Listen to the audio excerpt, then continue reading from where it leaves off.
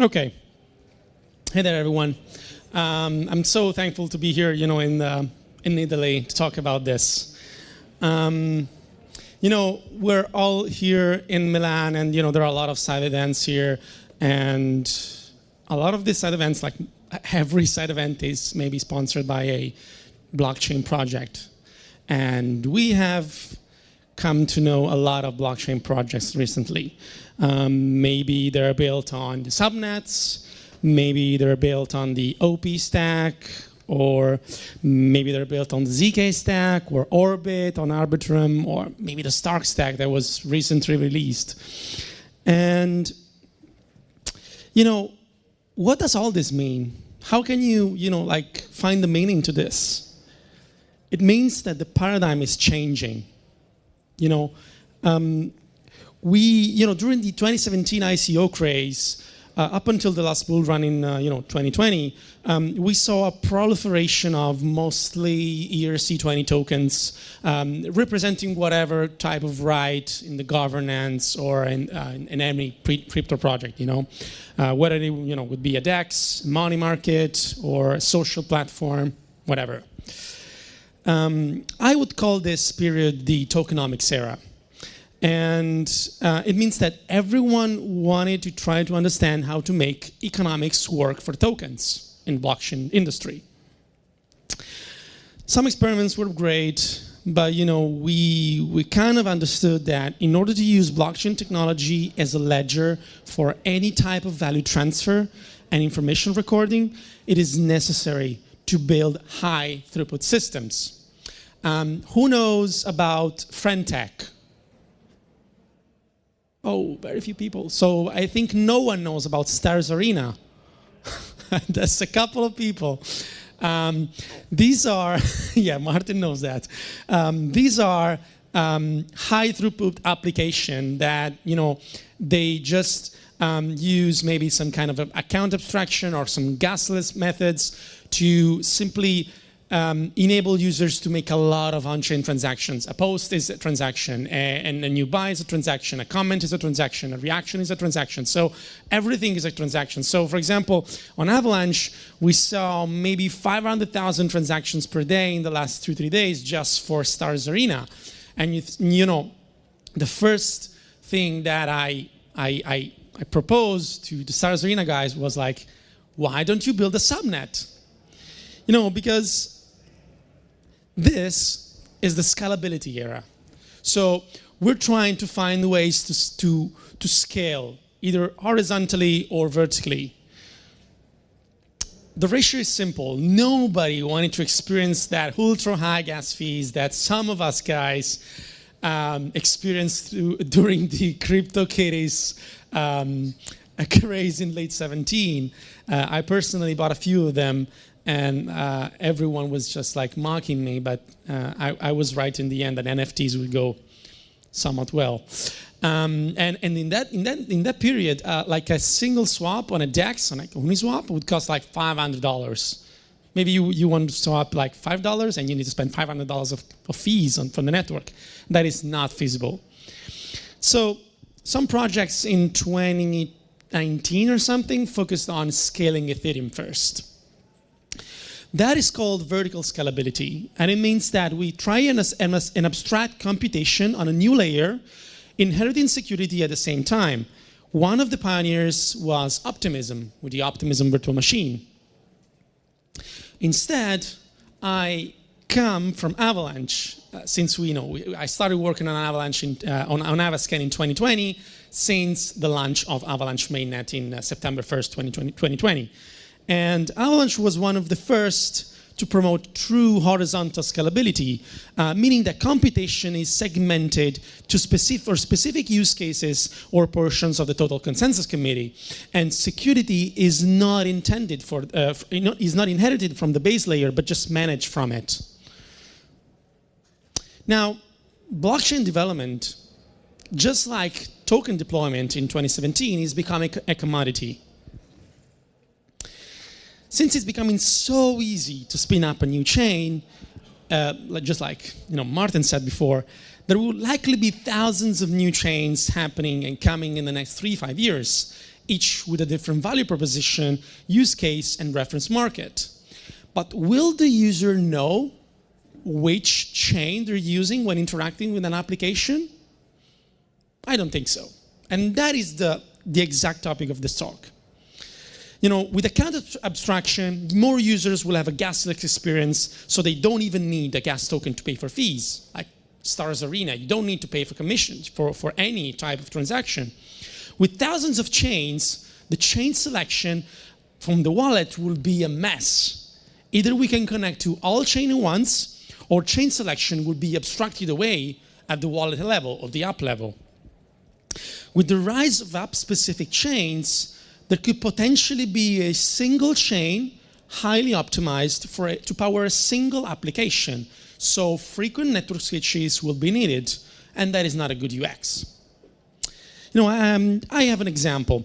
This is FarQuest. FarQuest is a game, let's say, on Ethereum, and it's based on the Farcaster protocol. And it completely abstracts away the network specifics in that there is not a single mention that this game is on Ethereum. You just know that this game is on Ethereum because when you click on some specific buttons, you need to approve the transactions on MetaMask. But other than that, there is no way you can understand that this is a blockchain application. So the application is completely abstracting the blockchain case away. And so the first thing is there's no need for the end user to know which blockchain they're using. This is key. If they're knowing, do you know that you're using TCP or UDP if you're calling or making a web browsing? You don't. Because the internet layer, the communication layer of internet is abstracted away at the browser level. So the Explorer we used to use is getting obsolete. So, and it's just for a specific big reason, because it just shows data from a single chain. Yes, you have some websites, you can simply select a chain from the drop-down, but also you have some other tools like DBank that unifies specific data points like net worth or transactions. But the approach for any new kind of tool needs to be multi-chain first. So we need a new type of explorer. We need a universal block explorer. But how can you build a single website that tracks different types of blockchains? Ethereum, all the VMs are equal because they all have a 0x account. They're all deterministic in the same way. We can all use the same type of key. But what if you use a Bitcoin account? That is not actually an account. That is a UTXO that you can spend. And what if you use a Polkadot account? That is different. What if you use Cosmos or Zcash? So, aggregating this type of data is complex because they're not like apples and pears. They're not the same thing. But we can abstract and say that we can build a unified block explorer. Meaning that we can unify and aggregate data points from the same type of virtual machine. This is what a user wants right now, but basically because this is what it's already happening. How many of you have at least once farmed an airdrop? Yes. But I know 95% of user activity is fueled by airdrop farmers. Hopping from one chain to the other, maybe hop into Linea because they hope there's a new NFT or whatever, a token, and then hop into Base because Velodrome is doing a new airdrop for the aerodrome or whatever. So there are a lot of people that are just hopping. And so you need to switch explorers and you need to have multiple websites to understand what you're doing. But we have experience. We built the world's first unified block explorer for Avalanche that is called Avascan. And Avascan is also an ecosystem block explorer because we unified all the transactions and all the data points at the ecosystem, Avalanche ecosystem level. And we define an ecosystem as a set of blockchains for which validators use the same technology for the node so that they participate in the same type of consensus.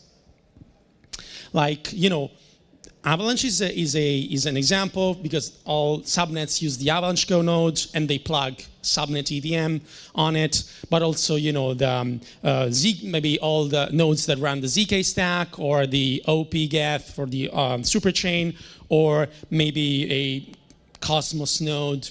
They can be the same. On Avascan, on the homepage, and this is a viral page in the Avascan community, you can see transactions and blocks flowing from all the chains in real time. And this is an epileptic page. If you go on avascan.info, you will see that they're refreshing like 30 frames per second. And you can feel the speed and the fast time to finality of Avalanche, the true fast time to finality. And then if you go to your address page, you will see that all the tokens, the transactions, transfers, everything is unified across every data point. And that is what the user wants, because they don't need to just interact with DFK, then switch from DFK to C chain, and then go to another explorer, and then this does not work. On Avascan, you can see everything that is happening on Avalanche from a single interface. And I don't want to take the merit, because this is what Emin Sirer told us from the first days when he took the grant in 2020. He says, I want to see everything that is happening on Avalanche in one single page. And so that's what we did. So we built the first multi-chain explorer. Back in January, then, we started working on a spin-off for Avascan that would be fitting for any EVM blockchain, because Avalanche, Avalanche is a platform of blockchains, is more of a custom design. And we quickly started iterating on that block explorer to match the feature set of Avascan and then of leading block explorers. In May, we announced this as Avascan standard mode for any new and existing subnet on Avalanche. But then we realized we could do more. We call this project RouteScan, and that's what I'm wearing right now. And it's the base platform for a unified multi-chain block explorer. It uses the same indexing technology we use for Avascan and improves on the experience we made over the last 3 years in indexing a multi-chain platform. It's a big project that quickly caught the attention of some major blockchain developers. And so we started working with some of the teams to understand what was missing, what we needed to change, and so on. Over the last 6 months, we've been working tirelessly to understand how to deliver such a product. And now we're ready to show something to you. So I'm excited to announce that we have some new projects that we're building on. Some of them are demo projects, and some of them are finalized projects. They're all, but we don't think they're final. Like, we still think there's some features that we need to add to this. So if you have some feedback, it's very welcome. But it's enough to give you an idea of what's a unified block explorer. So this one is the Superscan. The Superscan is a demo explorer that we've been doing for the Optimism superchain. And it includes all the current superchain chains like Base, Optimism, PGN, and Zora. And it's a use case that tries to answer to the question, what if I just want to interact with OP stack chains? And then we're building a demo for ZK Sync, for what we call it, the hyper network. That is the network of chains that build on top and next to ZK Sync era. And then there's the third one. We don't know how to call it, so if you have some suggestions, we just call it the Ethereum L2's Ecosystem Explorer. And it's just like a cauldron of all the EVM chains that are somehow connected to Ethereum. It aims to represent everything that is happening on EVMs. For example, this is one of my favorite pages. It is the cross-transaction page. So it lists all the transactions that are made through canonical bridges for rollups. So if you want to track and understand maybe arbitrage in some way on the canonical bridges, you can do that on RouteScan only. Because we are the only ones that, when we support the chain, we unified all the transactions and all the data points. So you can see that, for example, all the mantle to Ethereum transactions are unified with the BOBA transactions and whatever. Right now, I just took a random, screenshot. But if you go right now to routscan.io and you click on cross transaction from the money bar, you will see that we basically support all the canonical bridges. And also the address details. This is an example of an address that has ETH on Optimism, ETH on Base, and ETH on ZK Sync Era. And you can see all the transactions that are unified. It's like DBank, but for any kind. If you're a developer, you can go to a contract, use your create-to to deploy the contract in the exact same address, and you could track and debug your contract in the same page for any chain. So this is very good for cross-chain contract development. So we're designing the Block Explorer for a future in which users don't have to choose which chain they use. They can just use one website. And for developers that don't need to switch back and forth to debug cross-chain applications. In one sentence, we're designing a Block Explorer for a seamless multi-chain future, or like I have in my shirt, one Explorer to roll up them all. Thank you.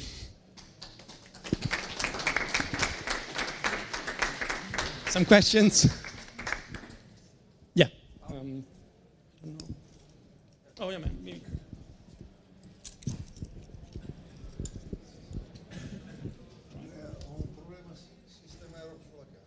Thank you very much. Firstly, a great presentation.